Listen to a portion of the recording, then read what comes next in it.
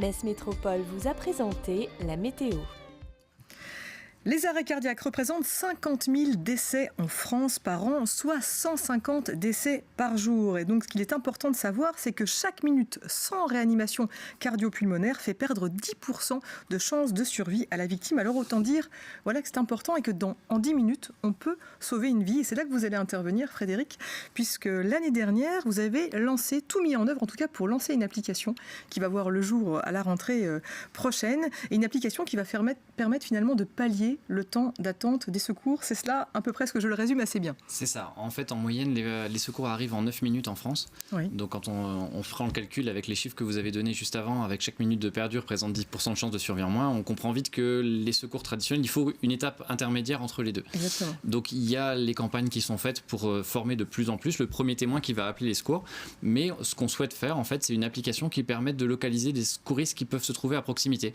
L'infirmier, le médecin, le secouriste du travail qui peut-être est en repos ou peut-être est en train de faire ses courses juste à côté et qui aurait l'opportunité de pouvoir porter secours de manière plus professionnelle que le premier témoin. Et ils sont nombreux justement.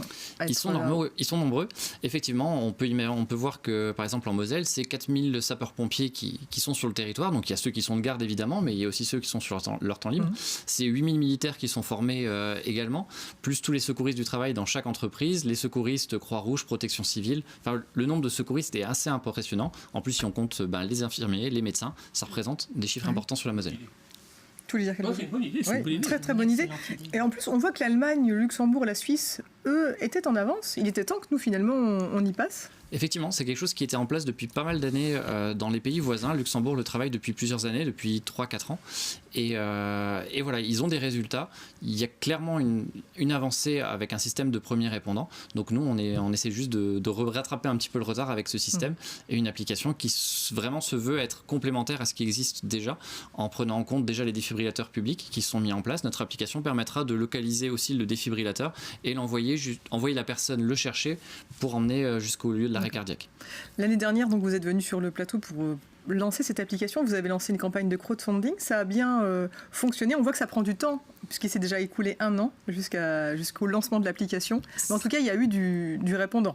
C'est ça. Alors ça a pris beaucoup de temps. Effectivement, on a mis 1 année à trouver des fonds. On a eu des soutiens importants de clubs services comme le Rotary, de l'Agence régionale de santé, qui nous ont apporté leur soutien, plus beaucoup d'entreprises privées et de particuliers, donc qui ont permis d'arriver à trouver les fonds pour créer cette application.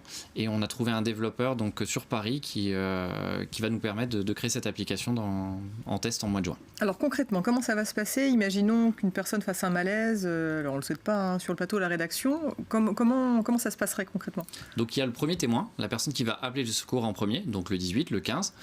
Première chose, on appelle déjà les secours. On se base vraiment sur ce qui existe déjà, donc on appelle le 18. Le 18, le 15.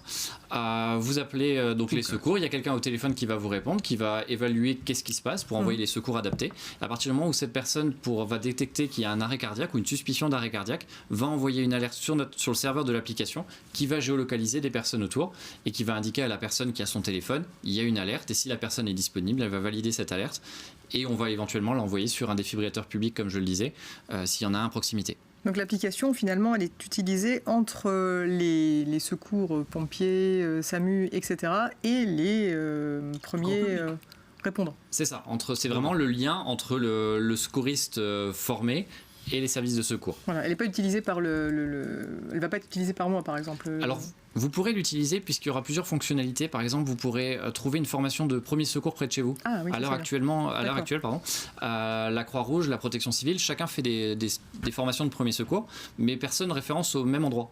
Donc en fait notre application permettra de le faire et il y aura plusieurs petites choses comme ça sur notre application, faire des formations, des rappels de premier secours. On oublie souvent ce qu'on a appris si les gens ont fait des brevets de secourisme et là en fait notre application vous aurez un petit rappel de chaque geste, comment faire une alerte, comment agir en cas de personne qui fait une hémorragie, etc. Mais si vous n'avez aucune formation comme moi, vous êtes totalement incapable d'intervenir, c'est pas la peine de vous mettre sur l'application, on est d'accord ? Sauf si tu souhaites effectivement avoir du coup une formation. Oui, il faut qu'il y ait une formation. Alors l'application permettra également de déclencher les secours. C'est-à-dire qu'à partir de l'application, vous pourrez appeler. Donc après, On vous après classiquement le 18 ou le 15, mais vous pourrez également... C'est plus rassurant parce qu'on a peut-être parfois tendance à oublier le numéro, même si ils sont assez classiques. On hésite toujours peut-être entre le 15, le 18, etc. Donc en passant par l'application, on contacte les secours directement. Donc votre objectif également, donc, c'est de former un réseau de personnes formées justement à intervenir lors des arrêts cardiaques. Donc il y a un vrai travail de recrutement, d'information et de formation. C'est ça, on travaille en partenariat avec les communes. Il y a plusieurs communes qui sont déjà intéressées pour être en phase test, donc pour recruter des gens qui ont simplement le PSC1 et qui est donc le brevet de secourisme actuel, et on va les former une fois dans l'année pour avoir simplement un complément de formation pour que ces personnes soient capables d'intervenir. Et en plus de ça, donc on fait les campagnes de sensibilisation pour essayer de former un maximum de personnes à être le premier maillon de la chaîne, à celui qui va appeler les secours.